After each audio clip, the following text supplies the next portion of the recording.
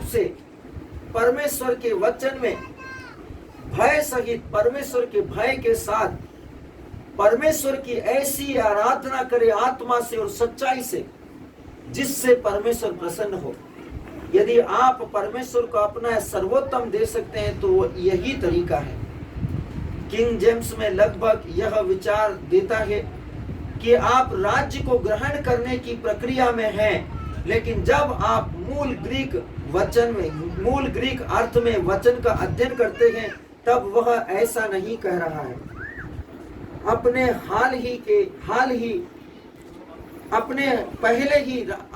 पहले ही राज्य को पा लिया है। वह आपको राज्य नहीं दे रहा है। जिस दिन आपने बपतिस्मा ले लिया, विश्वास कर लिया, विश्वास में आप पक्के हो गए, आपने राज्य को पा लिया और आप राज्य में आ गए, राज्य में ला दिए गए हैं। और आप जब विश्वास में चाल चलते हैं तो आप राज्य के अनुशासन और राज्य की प्रक्रियाओं के साथ परिश्रमी रूप से काम करते हैं। आप इस विश्व में हैं, लेकिन आप इस विश्व के राज्य के अनुसार नहीं, बल्कि आप स्वर्ग के राज्य के अनुसार और अनुशासन और नियंत्रण में परमेश्वर के भय, परमेश्वर जो हमारे विश्वास की सरकार है, हम अपने विश्वास की सरकार परमेश्वर के भय के साथ काम करते हैं आत्मा में। इसलिए वचन कहता है आपने पहले ही राज्य को पा लिया है। यीशु मसीह ने इसके विषय में टेस्टमनी दी है। परमेश्वर का राज्य तुम में है जो मुझ में विश्वास करते हैं, जो परमेश्वर के वचन पे विश्वास करते हैं। तो जो कोई वचन पर विश्वास करता है वो क्या है? परमेश्वर के राज्य में। पूर्ण यहूदी बाइबल इसे और स्पष्ट करता है। यह कहता है इसलिए क्योंकि हमने एक न हिलाने वाला राज्य ग्रहण किया है, आओ हम सम्मान और भय के साथ अनुग्रह से परमेश्वर की सेवा करें जिससे वह प्रसन्न होता है। उसने राज्य ग्रहण किया जिसमें हमें ग्रहण करना चाहिए। राज्य के जीवन को व्यक्ति को ग्रहण करना चाहिए। परमेश्वर के राज्य के जीवन को, परमेश्वर के राज्य के जीवन में परमेश्वर के व्यक्ति को, परमेश्वर के राज्य में परमेश्वर के जीवन क्या है, इसे विश्वास के साथ ग्रहण करना चाहिए। कैसे हम इस सच्चे मसीह जीवन को जीना सीख सकते हैं या जानना सीख सकते हैं। जैसे परमेश्वर आज हमसे जीने की अपेक्षा करता है, वैसे ही हम अपने जीवन में एक सच्चे विश्वासी मसीही जीवन की अपेक्षा आत्मा में अपने आप से कर सकते हैं। वचन कहता है पहला प्रेरितों के काम की पुस्तक का अध्याय पढ़ो। दूसरा पत्रियों में भी बहुत सारा अंतर ज्ञान प्रदान किया गया है। जब आप प्रेरितों की पुस्तक के पहले अध्याय को पढ़ते हैं और आप पत्रियों के अध्ययन करते हैं, तब आपको परमेश्वर के वचन के अंतर ज्ञान, जिसमें फोर्नेसेस और सोफिया है, ये परमेश्वर के अंतर ज्ञान, रहस्य और भेदों की बात है, जिससे इस विश्व में मानवीय जीवन में बुद्धिमान और ज्ञानी और समझदारों से छिपाकर परमेश्वर ने आत्मा में सिर्फ निरे मनुष्यों पर, निरे मूर्खों पर प्रकट किया है, जो हर कोई समझ नहीं सकता। यह सर्वशक्तिमान की ओर से परमेश्वर चाहता है कि आप आत्मा में परमेश्वर के अंतर ज्ञान को प्राप्त करें। आखिरी में मसीह के 1000 वर्ष के दौरान यहूदियों के लिए आशीष का भविष्यवाणी स्वरूप वचन है। जब आप प्रकाशना ग्रंथ को पढ़ते हैं, वहां आप मसीह के 1000 वर्ष के राज्य के दौरान के विषय में आप उस पुस्तक के द्वारा, प्रकाशना ग्रंथ की पुस्तक के द्वारा सीखेंगे कि कैसे मसीह के 1000 वर्ष का राज्य का आगमन होगा। तो मसीह के 1000 वर्ष के राज्य में क्या होगा? जिसके मन में लेस मात्र भी किसी के प्रति छल, कपट, ईर्ष्या, विद्वेष, घृणा, नफरत, जलन नहीं होगा। सोचिए मेरे प्रियो, तब क्या हुआ था जब यूहन्ना को खोलते हुए तेल के कड़ाया में डाला था, उसमें लेस मात्र भी पाप, अभियोग या किसी के प्रति कपट या निंदा की बातें नहीं थी। तब तेल, खोलता हुआ तेल उसका कुछ बिगाड़ नहीं पाया। और वो ऐसे बाहर निकल आया जैसे व्यक्ति कुएं में या तालाब में डुबकी मारता है और बाहर आ जाता है। वो सुरक्षित बाहर आया। जब मसीह के 1000 वर्ष का समय आएगा तब आप और मैं यदि आत्मा में परमेश्वर के साथ, वचन के साथ संगति में है, यदि आपके अंदर परमेश्वर के जीवित वचन विद्यमान है, परमेश्वर के वचन की आत्मा आपके अंदर विद्यमान है, सर्वशक्तिमान की सामर्थ आपके अंदर विद्यमान है, और आप इस विश्व के लोगों के जैसे नहीं हैं, जैसे लोग हैं छल, कपट, ईर्ष्या, विद्वेष, घृणा, नफरत और लंपटता, परस्त्रीगमन, व्यभिचार, पाप इत्यादि, श्राप, ब्याज और हर प्रकार की बुराई के आदि, यदि आप उनसे, उनके स्वभाव जैसे नहीं हैं और आप पौलुस के या प्रेरितों के या भविष्यवक्ताओं के या परमेश्वर के अभिषिक्तों के जैसे संतों के समान जीवन जी रहे हैं इस विश्व में, तो विश्व की परिस्थितियां आपका कुछ नहीं बिगाड़ पाएगी। इस विश्व की स्थितियां आपके जीवन को हिला नहीं पाएगी, क्योंकि आप आत्मा में परमेश्वर के द्वारा सचेतन अवस्था में ला दिए गए हैं और आप मसीह के 1000 वर्ष के राज्य के लिए तैयार कर दिए गए हैं। तब तुराई फूकी जाएगी और प्रधान दूत का साउंड सुनाई देगा और आप आत्मा में इसी शरीर में उठा लिए जाएंगे। हमसे पहले मृतक जो पृथ्वी के मिट्टी के गर्भ में कलीसिया के संस्कारों के अनुसार दफनाए गए हैं। क्यों कलीसिया संस्कारों के अनुसार मृतकों का दफन करती है? उसका कारण यही है कि जो संस्कारों के अनुसार विश्वास के साथ मिट्टी के गर्भ में सो रहे हैं, भविष्यवक्ता दानियल ने कहा, जो लोग परमेश्वर के वचन के अनुसार पृथ्वी के मिट्टी के गर्भ में सो रहे हैं वे सब के सब जी उठेंगे। क्योंकि वचन कहता है, प्रकाशना ग्रंथ में पौलुस प्रोफेट ने कहा है, हम सब के सब नहीं सोएंगे, वरन तुराई फूकते ही परमेश्वर की बुगुल को बजते हुए प्रधान दूत की ललकार की आवाज को सुनते ही हम सब के सब बदल जाएंगे, नई सृष्टि बन जाएंगे और हवा में बादलों में उठा लिए जाएंगे और हम मसीह से मिलेंगे। आमीन। सोचिए मेरे प्रियो कि परमेश्वर आपको इतनी महिमामय उपस्थिति में लाने के लिए आपके अंदर अनुशासन के प्रति परिश्रमी होने के लिए आपको बोल रहा है। अपने अपने हृदय को छल कपट की आत्माओं के प्रभाव से बाहर कर दो। मत इसके अधिकार और अनुशासन के गुलामी में जीने की कोशिश कीजिए। मत सोचिए कि आपका गुरूर, आपका घमंड या आपका अहंकार या लोगों के सामने आप कमजोर या दुर्बल दिखेंगे, वो आप पे तानाशाही करेंगे।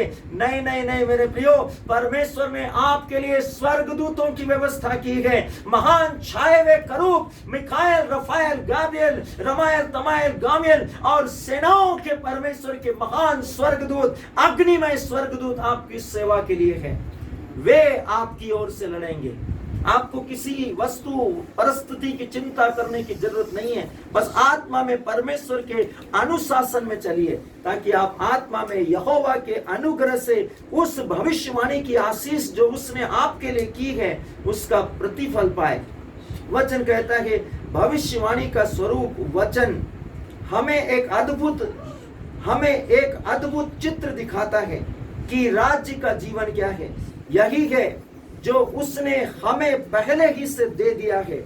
ये जो ज्ञान आज आपने सुन लिया है कि कैसे आप उठाए जाएंगे और आपको कैसे रहना है स्वभाव में, यदि आप अपने मानवीय स्वभाव में रहेंगे तो इस मानवीय स्वभाव में दुष्टता की आत्माएं, अंधकार की आत्माएं और शैतानों की आत्माएं, बेचैनी की आत्माएं, घबराहट की आत्माएं, बीमारी की आत्माएं और बोझ की आत्माएं इसी रीति से इस विश्व में दुष्टता के दानों के रूप में विश्व के लोगों के ऊपर सताव लेकर आ रही है। सोचिए कैसे परमेश्वर ने आपको उनसे अलग कर दिया है। परमेश्वर सर्वशक्तियों से, दुष्टताओं की आत्माओं से अलग करने के लिए यहोवा वचन के द्वारा दर्शन में आपको दिखा रहा है। ये दर्शन है, अपनी आंखों से देखिए, कान से सुनिए कि परमेश्वर ने आपको पहले ही से स्वर्ग के राज्य के दर्शन के चित्र को बता दिया है, ताकि आप किसी भी प्रकार के फेर में न रहें। परमेश्वर ने आपके ऊपर इस रहस्य को प्रकट किया है कि राज्य का जीवन क्या है, इसे आप जान ले। यही है जो उसने पहले से ही हमें दे दिया है। इसमें जीने के लिए और इसका अभी अनुभव करने के लिए इनमें से कुछ भी कम पूर्ण मसीहत नहीं है। हर चीज कोई कम पूर्ण मसीहत नहीं है, वो संपूर्ण मसीहत है। उसमें कोई कमी नहीं है मेरे प्रियो। हर एक वचन में संपूर्ण मसीहत है जो आपके उद्धार के लिए है। आत्मा में परमेश्वर का वचन कहता है, और यह राज्य का जीवन आपके लिए है। इस विश्व की वे सारी मसीहतें जो परमेश्वर के वचन से बाहर होकर जीना सिखाती है, यह राज्य का जीवन नहीं है।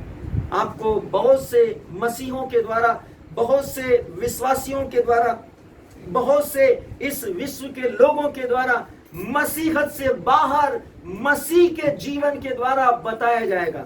सोचिए क्या कहा था मसीह ने अपने सेविकाई और प्रचार के दिनों में। उसने कहा था कि अंत के दिनों में मेरे नाम से बहुत से झूठे मसीह और झूठे भविष्यवक्ता तुम्हारे बीच में आ खड़े होंगे, सावधान। उसने सावधान कहने का मतलब यही है कि आपके अंदर वचन होना चाहिए। यदि आपके पास वचन होगा तो आप वचन से वचन को कोट कर सकते हैं, वचन से वचन को पकड़ सकते हैं, पहचान सकते हैं। यदि आपके अंदर वचन नहीं है तो आप वचन से वचन को पकड़ नहीं पाएंगे और आप बहलाए, फुसलाए और धोखे में लाए जाएंगे। इसलिए परमेश्वर का वचन कहता है सावधान। यही कारण है कि हम राज्य के जीवन और वस्तुओं को करने के परमेश्वर के तरीके के विषय में परमेश्वर के लोगों को तैयार और शिक्षित कर रहे हैं।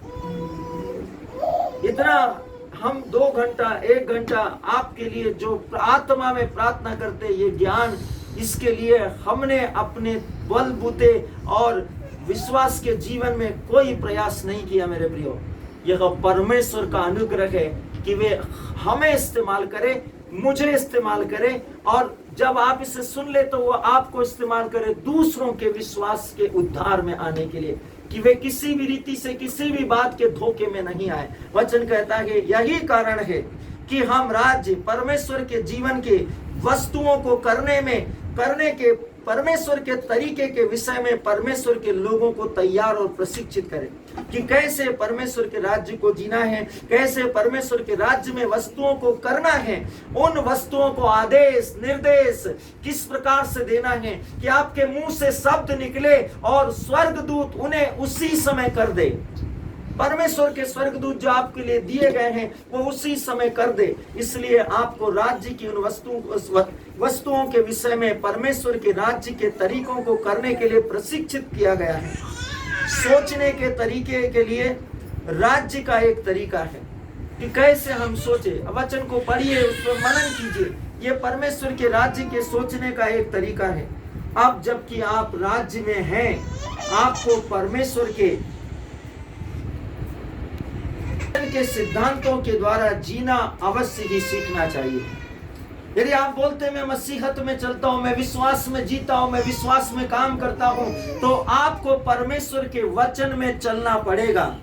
यदि आप वचन से बाहर हैं, आप परमेश्वर के राज्य में नहीं हैं, परमेश्वर में नहीं हैं, परमेश्वर की संगति में नहीं हैं, परमेश्वर के साथ संगत नहीं कर रहे हैं, परमेश्वर के साथ आत्मा में नहीं चल रहे हैं। वचन कहते हैं उसका वचन हमारी मूल योजनाओं और दिशा निर्देश है।